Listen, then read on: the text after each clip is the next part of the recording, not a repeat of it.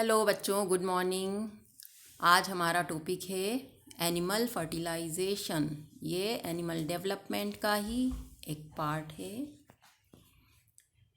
Development आप समझ गए हैं क्या होता है। प्राणी का परिवर्धन जो कि शुरू होता है स्पर्म और ओवा से।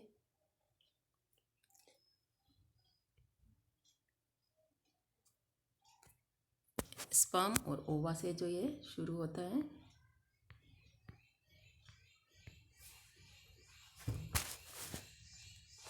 देखिए फर्टिलाइजेशन।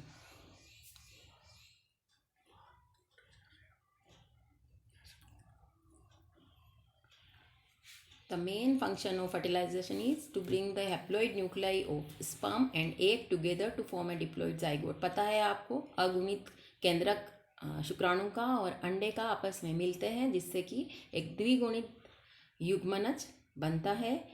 फिर स्पर्म और कॉन्टेक्ट की एग की सरफेस पर स्पर्म चल के जाता है टेल से और अटैच होता है।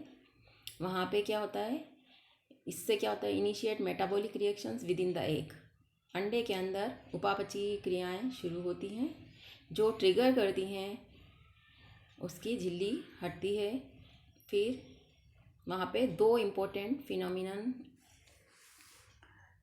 होते हैं, एक्रोसोमल रिएक्शन और कॉर्टिकल रिएक्शन। एक्रोसोम किसका पार्ट था?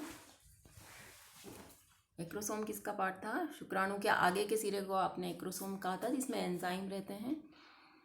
और कॉर्टिकल रिएक्शन अंडे के अंदर होती है। अंडे की मेम्ब्रेन घुल जाती है और स्पर्म का हेड उसके अंदर एंटर कर जाता है। फिर एक्रोसोमल रिएक्शन, जब अंडे से स्पर्म मिलता है उस वक्त क्या होता है, एक्रोसोम के अंदर के जो हाइड्रोलाइटिक एंजाइम होते हैं वो अंडे की झिल्ली के सराउंडिंग को डाइजेस्ट कर लेते हैं। उसके बाद जो दोनों गैमिट हैं, शुक्राणु और अंडाणु, स्पर्म एंड ओवा, उनके न्यूक्लियस फ्यूज़ कर जाते हैं, जुड़ जाते हैं, जिससे कि एक द्विगुणित यानी आधे गुणसूत्र उधर से आए स्पर्म से, आधे एग में, और एक द्विगुणित डिप्लॉइड जाइगोट हमें प्राप्त होता है। इसी फिनोमिनन को फर्टिलाइजेशन कहते हैं। तो इसको हम 4 स्टेप्स में बांट कर पढ़ेंगे। ये था जनरल इसका कि फर्टिलाइजेशन या निषेचन क्या होता है।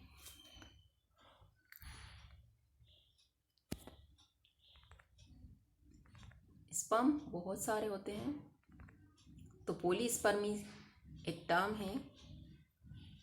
अंडा एक होता है, स्पर्म कई सारे उसके पास चल के जाते हैं, पर उसमें एंटर देखिए आप, एंटर एक ही हो सकता है।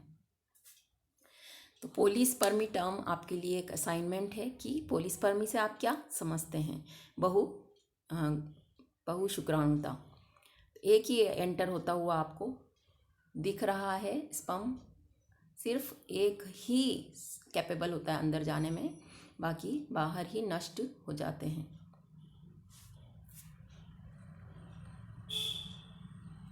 इस फिनोमिनन को हम 4 भाग में बांट सकते हैं। सबसे पहला आप देख रहे हैं, 5 भागों में इसमें बांटा है हमने निषेचन को, फर्टिलाइजेशन प्रोसेस को। कॉन्टेक्ट यानी स्पर्म और अंडे का कॉन्टेक्ट। सेकंड है एक्रोसोमल रिएक्शन। एक्रोसोम किसका पार्ट है? स्पर्म के आगे का। स्पर्म हेड है जहाँ पे न्यूक्लियस होता है, और उसके आगे एक्रोसोम होता है, सबसे आगे के भाग को। तो एक्रोसोमल रिएक्शन, कॉन्टेक्ट देख लिया, एक्रोसोमल रिएक्शन। तीसरा है contact and fusion of sperm and egg membrane, शुक्राणु और अंडे की झिल्ली का मिलना, जुड़ना। फिर चौथा है एंट्री ऑफ स्पर्म न्यूक्लियस, अंडे के अंदर शुक्राणु के केंद्रक का एंटर होना। फिर है कॉर्टिकल रिएक्शन, ये अंडे के ऊपर होती है, अंडे के कॉर्टिकल में कॉर्टिकल रिएक्शन होती है। तो इस तरह से आप समझिए, देखिए ये इस पूरे डायग्राम को देखिए, इतना अच्छा आपको, इतना सुंदर और इतना स्पष्ट क्लियर आपको बुक में नहीं मिलेगा। इससे आप रोक के वीडियो को ड्रॉ कर सकते हैं। सारी लेबलिंग इसमें बहुत अच्छे से की गई है और बहुत अच्छा कलरफुल बनाया है, जिससे कि आप अलग अलग पार्ट को, स्पर्म के और ओवा को समझ सकें। ये भी आपका असाइनमेंट है कि एक डायग्राम आप आज की डेट में ड्रॉ करिए कि किस तरह से फर्टिलाइजेशन का प्रोसेस चल रहा है। फिर इनकी डिटेल्स भी इसमें लिखी हुई है कि कांटेक्ट स्पर्म का और अंडे का क्या हो रहा है, उसमें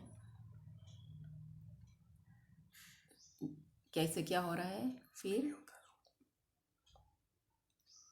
एक्रोसोमल रिएक्शन, वहाँ पे एक्रोसोम में क्या भरे होते हैं, हाइड्रोलाइटिक एंजाइम्स जो रिलीज़ होते हैं और अंडे की मेम्ब्रेन को डिसोल्व करते हैं, जिससे कि जो शुक्राणु का न्यूक्लियस है वो अंदर एंटर हो, टेल उसकी बाहर ही रह जाती है।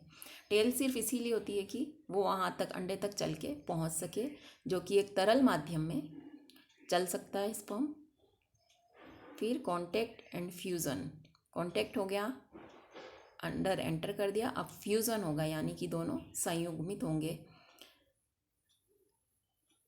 अंडे की मेम्ब्रेन ऐसी होती है कि वहाँ पर एक ही ब्लॉक होती है वो स्पर्म के लिए, सिर्फ एक जगह से ये एक्रोसोम रिएक्शन करके एंजाइम से उसकी मेम्ब्रेन डिसोल्व करके अंडे की स्पर्म एक अंदर जा सकता है। तो इस तरह पॉलीस्पर्मी से बच जाते हैं। तो पॉलीस्पर्मी टर्म को आपको डिफाइन करना है, ये असाइनमेंट है।